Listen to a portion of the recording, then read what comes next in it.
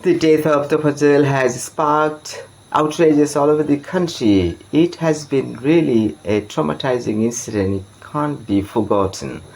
It can't be tolerated. Why was he brutally murdered? Why was he beaten to death? Even after beating, he was not taken to the hospital. He was taken to the police. All these things are really so much upsetting to anyone who is sensible. Why did it happen? It was all because of his fate, his ill fate. A number of incidents that had happened in his life made him mentally upset.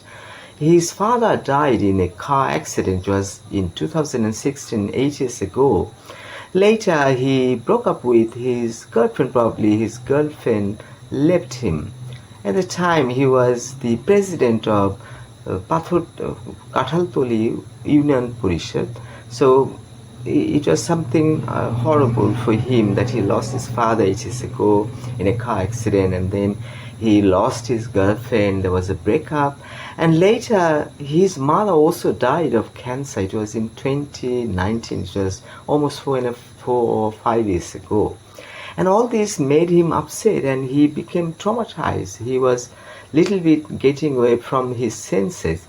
He became mentally unstable, and he became quite restless. And at the time, his elder brother tried his best to have treatment for him. His elder brother is ASI, Assistant Sub-Inspector of Police. It's not a big post, but still, as a policeman, he tried his best to have treatment for him. But unfortunately, he himself died of liver cancer. It was just a year ago in 2023. Can you imagine? With the loss of his elder brother, he got no one to take care of him. Nobody was alive.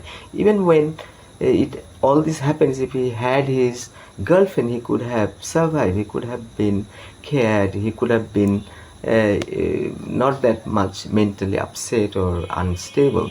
So all these incidents made him mentally upset, and series of disasters, a series of losses, dearest people, he became unstable. And all because of this, he started moving around, loitering around. As he was born in Borguna under Pathorghata Upazila, and as I said, he was studying in that Pathorghata college, and he was the president of Kathaltoli Union, Chhatra League Union, right? So he was also a political activist.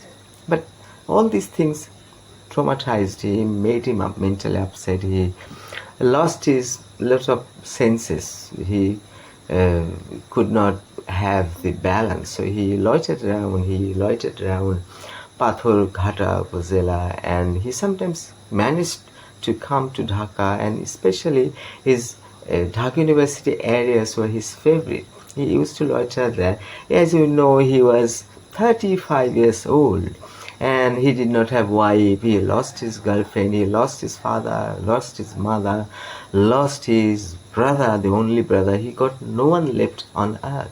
So he could not have food. So the thing is that he usually got food from acquaintances. He asked for money, food from his friends, acquaintances, and he managed to come to Dhaka, and he stayed, loitered around Dhaka University areas. So this incident happened day before yesterday. It was on Wednesday, and at the time, unfortunately, he was around that hall. He was at the gate of the Muslim Hall in Dhaka University, and in that afternoon, students were playing cricket, and they had the mobile phones in one of the rooms in the dormitory in the hall, and those 6 mobile phones were stolen. So one student studying in physics department, he said that as he struggled and he earned some money from tuitions, and he managed to buy a mobile phone, it was very much difficult for him to forbear. So because of the emotions, he said that because of emotions he beat Tofazzal, and he thought that Tofazzal was the thief right? They were almost sure that he stole mobile phone, but two of them said that, oh, he was not around here, so he must not have stolen these mobile phones, but nobody cares.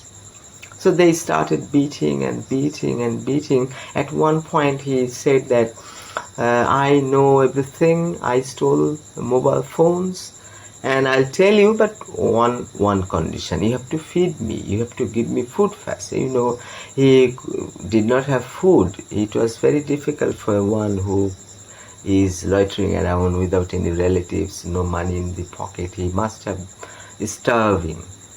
been starving. So he had been hungry and he had been beaten, you understand, and that's why he told. And probably what happens when somebody in the custody, he's taken to the remand, right? And in their remand they tortured, and at one point the miscreants, the people said that they have done all these misdoings, all these wrongs. It's because they try to avoid beating, and that's why in fear of beating they admit.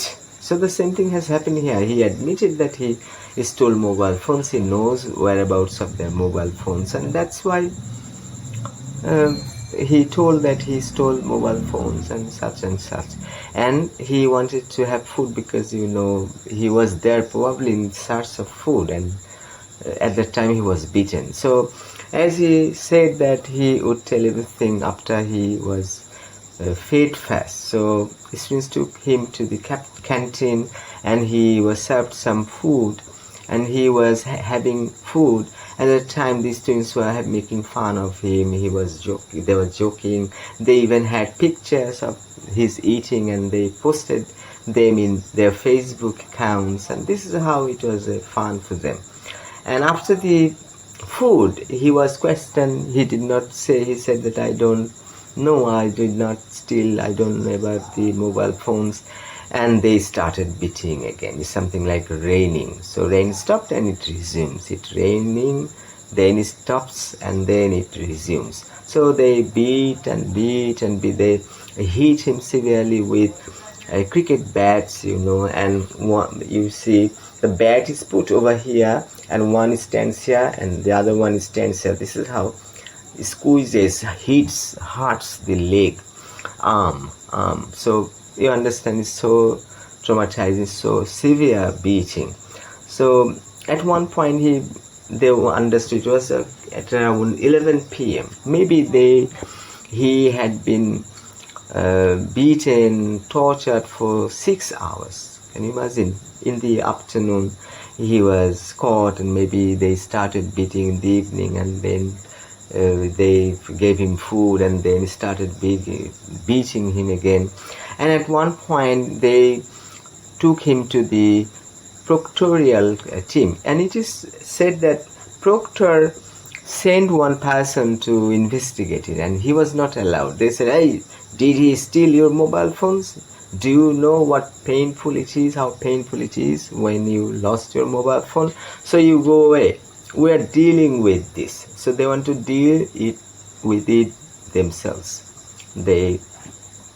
And that's how the man went back. And later at 11 o'clock, Tofazzal was taken to the, he was not taken to the police, but they did not take him to the hospital. They took him to the proctorial team, and the proctorial team with their vehicle, university vehicle, was taken to the police. They should have taken him to the hospital, but they took him to the police, and the police said that his condition is very critical, very bad, so you had better take him to the hospital. Why did you bring him to us when he was about to die? So with the advice, they took the man Tofazzal to the hospital, and there they declared dead, and probably on the way he died earlier. So can you imagine such a brutal beating, such a heinous act, such an unforgettable act, incredible, such obnoxious, so much traumatizing, such a brutal incident. And his uncle was found by two Dhaka University students. They said that we are from Dhaka University, we are students of Dhaka University. Your nephew has been caught because he stole our mobile phones. So for compensation, you send me 35,000 taka. The uncle said that I'm not living in Dhaka, we're far from Dhaka, in Burgona, in Pathurghata Upazila. And that's how it happened. And they again called the sister-in-law of Tofazzal, and she was asked to send 2 lakh taka. They said that they are students from Dhaka University. There were 2, so even they called 2 times. So who told? His cousin told.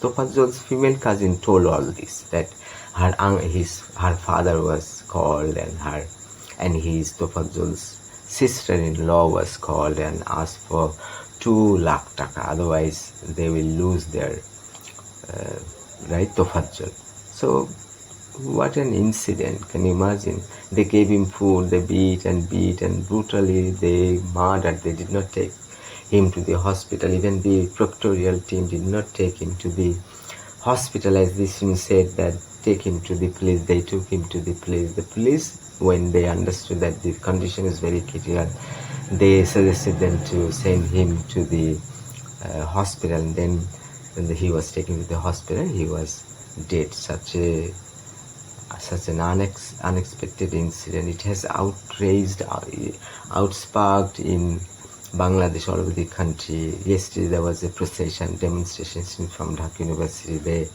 protested against the brutal murder. Tofazzal's cousin, Tofazzal's uncle, they have demanded exemplary punishment to the culprits, to those who murdered him. That's it for now. Thanks for watching.